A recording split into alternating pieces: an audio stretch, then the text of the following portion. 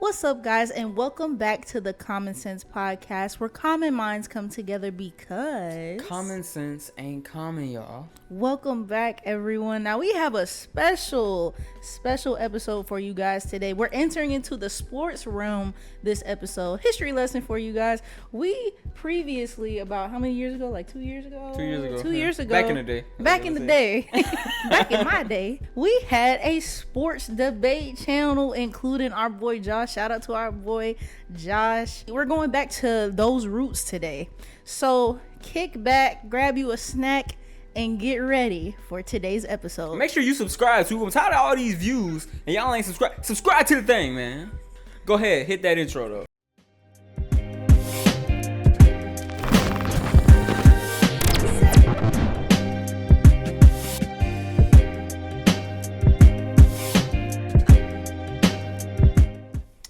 All right, Deandra. So the WNBA to me has skyrocketed in, I think, maybe viewership and what they've done. It seems like the league is way more popular than it was, I would say, maybe 4 or 5 years ago, right? Right. But it seems like the common denominator is Caitlyn Clark, right? And it feels like either people really love her or really hate her. But it feels like she's getting more hate than love. How do you feel about that, and is that a problem for the WNBA? What do you think?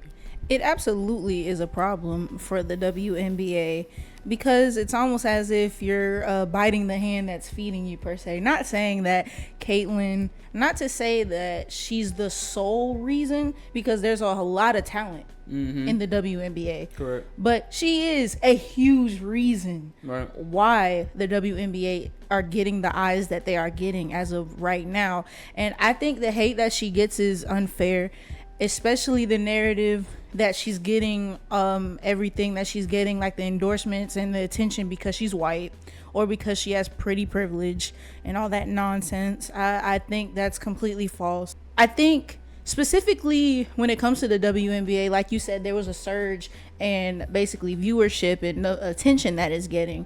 But when you think about it, before it wasn't getting that much. No. And so there has to be a correlation as to why Caitlyn Clark is coming into the league amongst Angel Reese and all the other players that were drafted, as to why it's getting more viewership.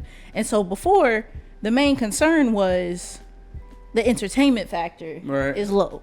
But as far as entertainment, it seems like, so I would say this, a WNBA player, they're probably one of the most skilled basketball players in the league. There's no guy in no YMCA or no Planet Fitness or anything like that that's beating anybody, beating a WNBA player. Those are extremely, extremely skilled athletes.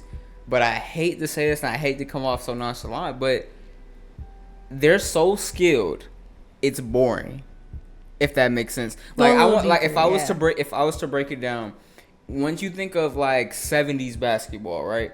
It's not as much athleticism as it is right now, right? Right. But there was a lot of extremely smart basketball being played, a lot of backdoor cuts, a lot of screens, a lot of fundamental basketball being played. And WNBA players are so fundamentally sound and smart, but it's missing something, right? Like there's no factor, just because I feel like women genetics wise, we're not gonna see a woman that jumps like Anthony Edwards or John Moran. We're just never gonna see that, or LeBron James. let's just go into this, get this out the way. Right.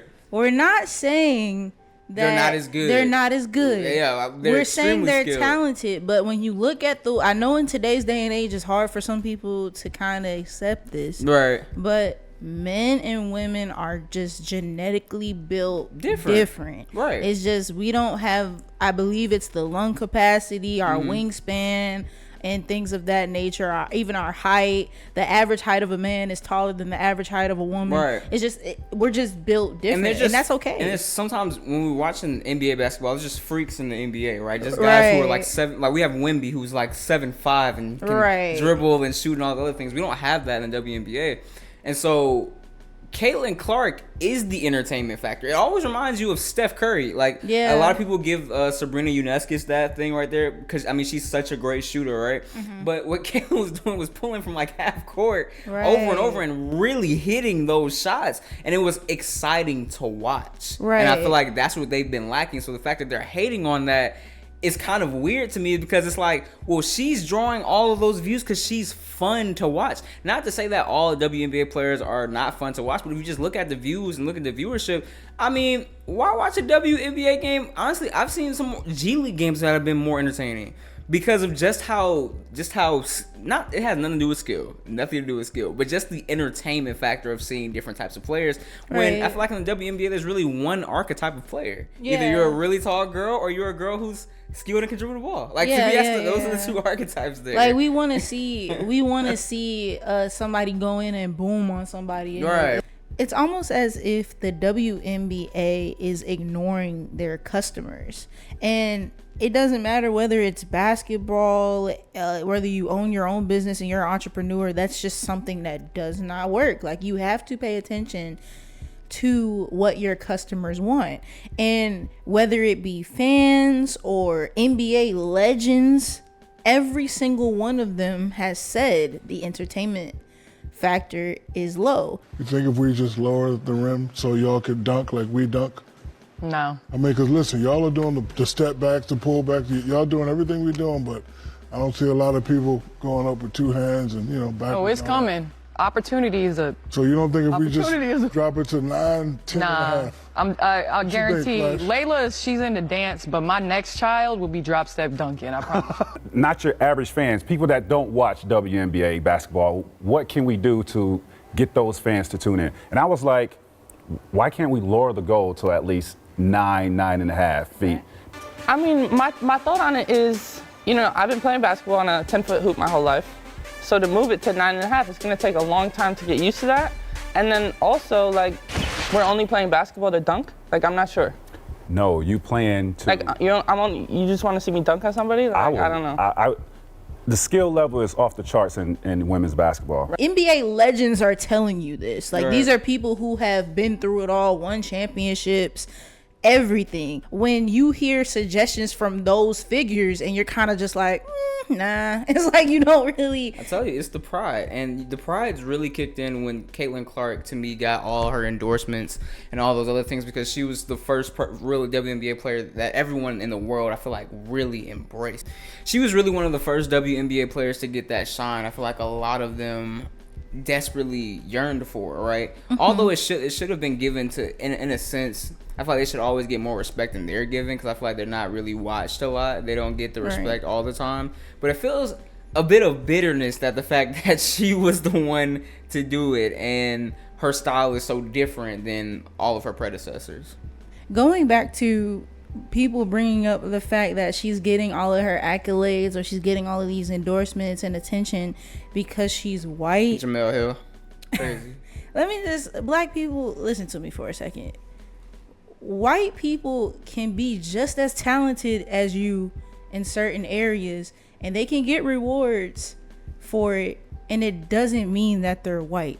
It's because they worked hard to get it. Now, I'm not saying that does not happen because that definitely happens in some senses where people get better opportunities than you just because of the color of their skin. That has happened since forever. We understand that. But in this case, you don't get the accolades that Caitlyn Clark has gotten by being white. Her breaking all of the records in college to now being the first pick in the WNBA draft. You don't get all of that just by the color of your skin. A certain someone, I know you're a big LSU fan. Oh, Angel Lord. Reese had said, after a win, she said a win. Hold on, let me go get my glasses out just so I make sure I'm saying this right. A win, that's a win in a packed out arena, not just because of one player on our charter flight. That's what she said. Okay. All right. So so you said it's because she's white, right? Mm-hmm. So I just want to look at the resume. I had to put on my glasses for this one. So this is just last year. Was the Big Ten Player of the Year is Iowa's, the whole entire school's men's and women's all-time scoring leader, both men and women. Most 30-point games out of any man or woman in D1 college. Single season record for most threes made in a year. She did that last year as well. Has the most points in college basketball history, both men's and women. And I just wanted to say, man.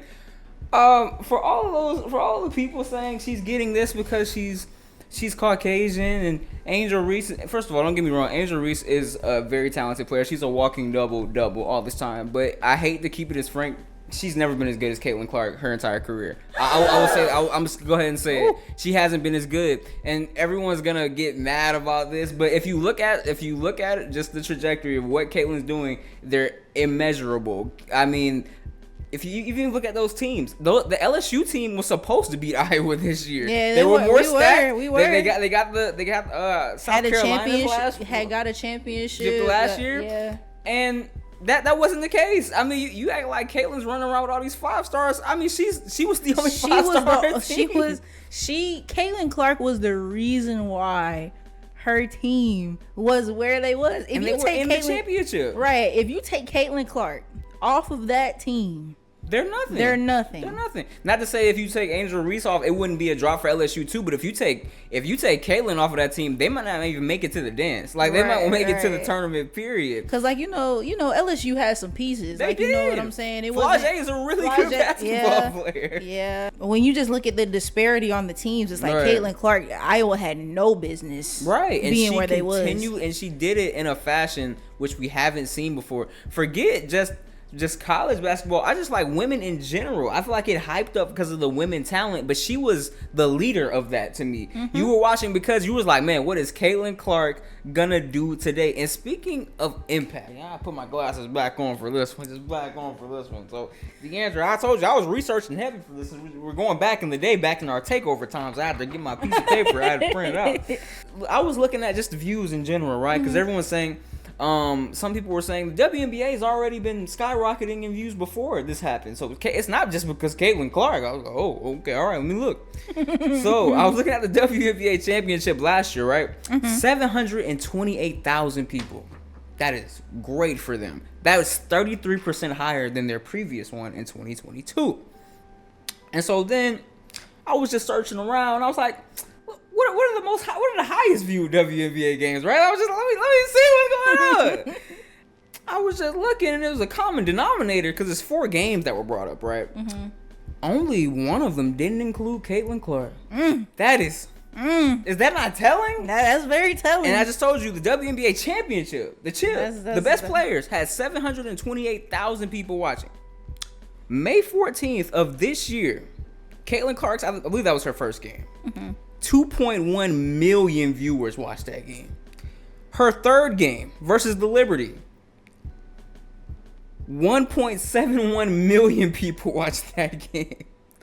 I believe this was later down the road, Fever versus Aces, 333,000. But to me, that one only fell off because it was on NBA TV and not everybody has NBA TV. There was only one other game that didn't include Caitlyn Clark that had high views. Right. So it's just like she's the girl bringing all of these things. So what is she getting the hate for? If anything, if Caitlyn Clark flops, like everyone kind of feel like wants her to or goes away, no one's gonna care about the WNBA. You should want to uplift her because it leads in viewership and a positive for your league. And you can, I don't know what it is, but it's weird that she's getting all of this hate from me. Because it feels like it's been the opposite for everyone in the NBA. When you go back to the 80s, they say Jordan saved basketball, right? Because he made it a bit more entertaining. What he was doing was almost like Anthony Edwards, what he's doing a little bit right now, right? Just doing all the crazy stuff. Then we had our LeBron James. Everyone rooted for that. Now they had Steph Curry before that. He changed the game and how it was played a little bit. But it seems like the first time this happens in the WNBA, we're like, no, boo, we hate it. Some people are saying that people are hating on Caitlyn Clark. Some people aren't hating on Caitlyn Clark. And I was like, well, let me just do some research. Let me see if people really hating. Right. And you know, even like the quote unquote legends of the WNBA are hating on her, so to speak. Like Cheryl Swoops. Like, what? You are a legend and you are speaking, first of all, just telling straight lies on Caitlyn Clark in an interview. To me, if it's legitimate, you have to break that record in the same amount of time that player set it. Okay. Right? So if Kelsey Plum set that record in 4 years, well, Caitlyn should have broke that record in 4 years. But because there's a COVID year and then there's another year, you know what I mean? So she's already had an extra year to break that record. So is it truly a broken record? or she's killing them, but you have a 25-year-old playing against a 20-year-old. Like, you should be killing them. Because you've been doing it a lot longer than they have. Yeah. So I'm not sure, but I know she can come back another year. No. That's all I'm saying. I've never seen the style of what she plays. I mean, I've never seen a female play like that I've had games before. Like that. I've had games in college and pro, 6, 7, 8 threes made out of 12, 11, 13, not 20.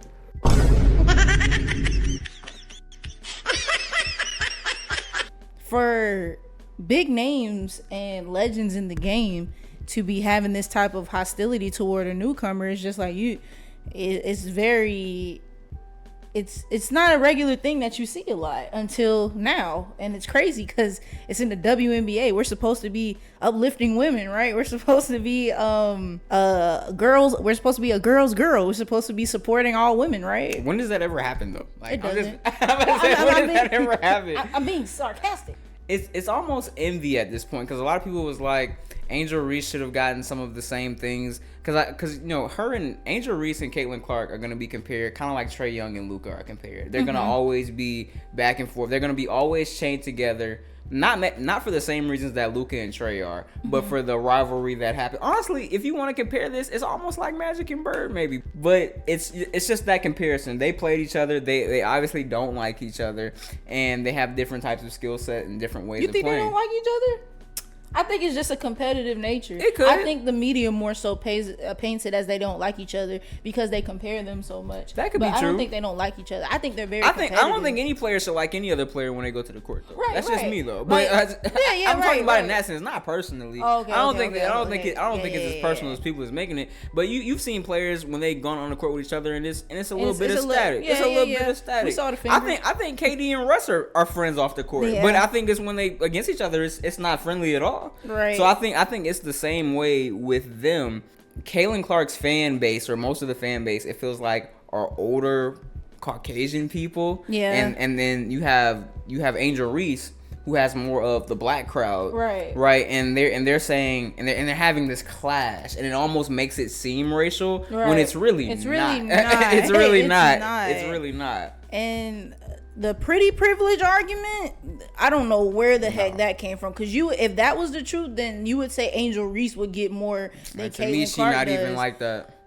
But if we but look, I was just telling you, I don't know what we be talking about sometimes. Bro, no. But I'm just saying, I get what you're saying. Pretty privilege is out the window because if you were to ask 99% of men, are they attracted to Caitlyn Clark? They're gonna tell you no. Women who are on social media and are constantly backing players for being paid as much as they want to be paid or giving the support to these women, we just have to keep it a buck. The league isn't as successful as it should be because you all are not watching. And it should be more women watching the WNBA. Right. Those should be packed out with more females. I mean, I feel like they sometimes have a more guy audience than that. If you guys, the time that you guys spent tweeting about the WNBA, if you were to actually go and watch the WNBA, this would not be a discussion. It's not because there's no talent. It's not because of all of that extra stuff that everybody talks about. It's literally because you're not watching. And I also think part of the problem is scheduling. I think the time the WNBA starts, it's cool to have it start while the NBA is in the playoffs. 'Cause I guess it's more basketball maybe. But it's like you lose those viewers because the NBA is the bigger league and it's in the playoffs. Like the finals is about to happen. You have the NBA finals happening. Why would you ever want to turn to a WNBA game when the top two teams in the world are playing then? You know what I'm saying? Like it's such a disparity right there. And I feel like the time that they play definitely messes up their viewership as well. And I just feel like even with that, because the NBA playoffs was going on and Caitlyn was still pulling those numbers. So I think that does say something how much people care just to watch her play. And she shouldn't be hated on for that. But yeah, I just think that girl can hoop, man. I think that's all it is. Yeah. And so, I mean, she averages 17 and 5 right now.